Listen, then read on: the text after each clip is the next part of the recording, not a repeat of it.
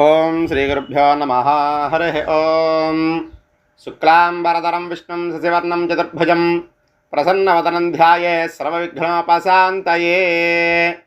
అందరికీ విశ్వావసునామ సంవత్సర ఉగాది శుభాకాంక్షలు. ప్రతి ఒక్కరూ కూడా ఈ సంవత్సరం ఆయురారోగ్య ఐశ్వర్యాలతో ఉండాలని కోరుకుంటూ, ద్వాదశ రాశుల వారికి ఈ సంవత్సరం ఏ విధంగా ఉండబోతుంది, కిందటి సంవత్సరం కంటే ఈ సంవత్సరం మంచి అభివృద్ధిలో ఉంటారా, ఇంకా ఎటువంటి కష్టాలు ఉంటాయి, అదేవిధంగా మీరు చేసేటువంటి ఉద్యోగంలో కానీ, వ్యాపారంలో కానీ, వ్యవసాయంలో కానీ మంచి అభివృద్ధి కలుగుతుందా, ఉన్నత స్థాయిని చేరుకుంటారా, ఇంకా ఎలాంటి విధంగా ఉంటుంది అనేటువంటిది ఈ వీడియోలో తెలుసుకుందాం. కన్యా రాశి వారికి ఈ సంవత్సరం ఏ విధంగా ఉండబోతుందో తెలుసుకుందాం. మీ జన్మ నక్షత్రం ఉత్తర 2, 3, 4 పాదాలు కానీ, హస్త 1, 2, 3, 4 పాదాలు కానీ, చిత్త 1, 2 పాదాలు అయినట్లయితే మీ జన్మరాశి కన్యారాశి అవుతుంది.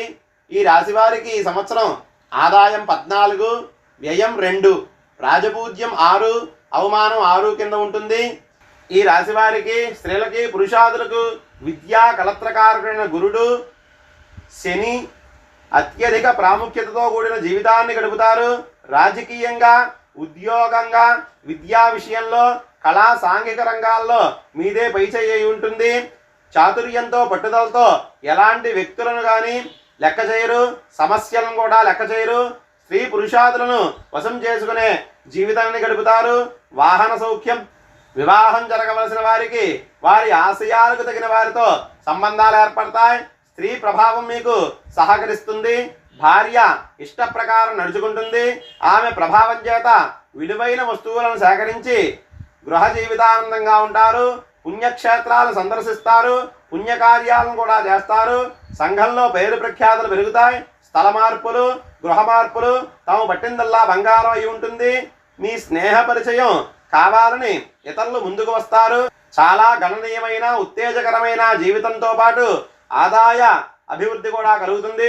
గృహంలో శుభకార్యాలు చేస్తారు. కోర్టు దావాలు, అపీల్లో కూడా జయం కలుగుతుంది. ఒక్కోసారి అధికంగా కోపం రావడం వల్ల కొన్ని కార్యాలు నిలిచిపోతాయి. చివరికి తిరిగి సర్దుకుని కార్యాలను పూర్తి చేస్తారు. మీ కోపమే మీకు శత్రువు అవుతూ ఉంటుంది. ఈ సంవత్సరం ఉద్యోగస్తులకు బాగా కలిసి వస్తుంది. గత కొద్ది కాలంగా పడుతున్న బాధలన్నీ కూడా తొలగిపోయి ఉల్లాసంగా, ఉత్సాహంగా ఉంటారు. అధికార మన్ననలు పొంది ప్రమోషన్స్తో కూడిన బదిలీలు ఏర్పడతాయి. కేంద్ర రాష్ట్ర ప్రభుత్వ ఉద్యోగులకు ఇంక్రిమెంట్లు, ప్రమోషన్స్, మీ పనికి తగ్గ గుర్తింపు లభిస్తుంది.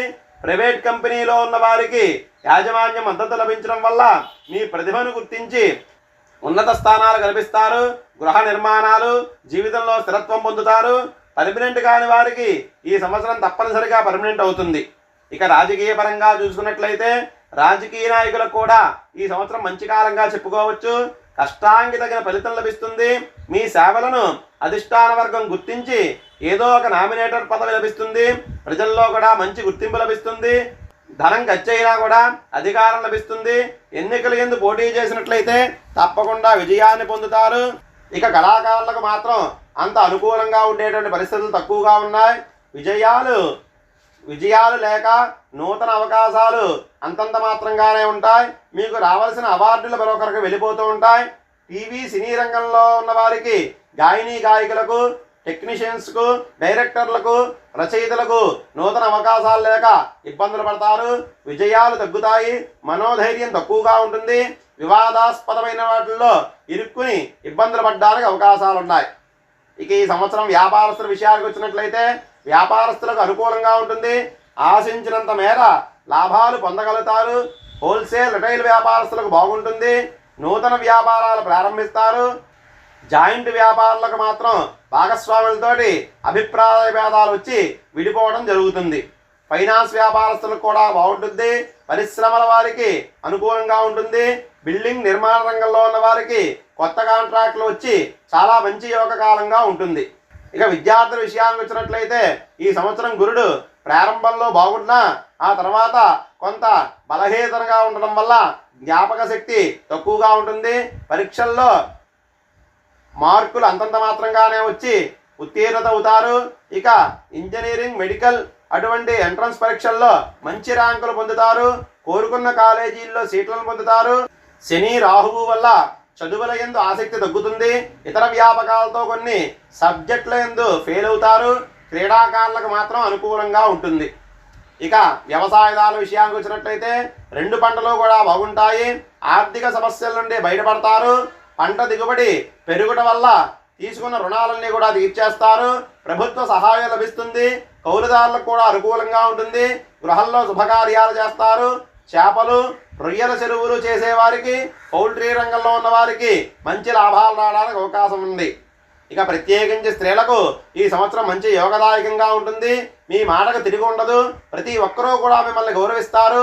కుటుంబంలో మీ విలువ పెరుగుతుంది. మీ పేరుతో స్థిరాస్తులు ఏర్పడతాయి. రాహువు కేతువు వల్ల ఆరోగ్యంలో చిన్న చిన్న ఇబ్బందులు ఉంటాయి. నూతన రోగాలు, శస్త్రభయం, ప్రతి చిన్న విషయానికి కూడా కలవరం.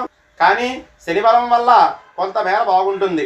ఉద్యోగాల్లో ఉన్న వారికి ప్రమోషన్స్తో కూడిన బదిలీలు, అధికారుల అనుగ్రహం. వివాహం కాని స్త్రీలకు ఈ సంవత్సరం తప్పకుండా వివాహం జరుగుతుంది. గర్భిణీ స్త్రీలకు కూడా సులువుగానే పురుడు వచ్చి స్త్రీ సంతానం కలగడానికి అవకాశం ఉంది. మొత్తం మీద ఈ కన్యారాశి వారికి, స్త్రీలకి పురుషులకి కూడా బాధలన్నీ కూడా పోయి సుఖ సౌఖ్యాదులన్నీ కూడా కలిగి గృహ జీవితానందం పొందగలుగుతారు. దీనికి సందేహం లేదు.